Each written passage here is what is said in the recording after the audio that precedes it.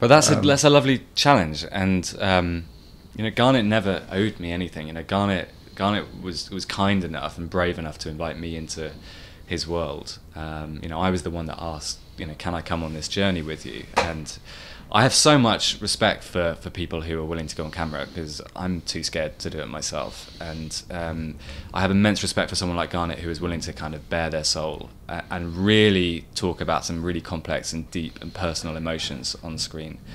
Because that takes a lot of bravery, you know, and I'm kind of indebted to Garnet. And a lot of times, you know, films like this that take so long are completely reliant on the relationship between the two of us, you know, and we have spent so much time together, and you're often told that, you know, you should try and kind of keep an emotional barrier, that the best way to tell the story is the way to tell the story the most objectively and efficiently, you know, don't get involved emotionally. Well, I made that mistake, you know, on day one of this, and became completely emotionally involved, and will hold my hands up to that. I think it makes for a different kind of film, because, you know, I do care a lot about the story, and I also know that I had an impact on the film, you know.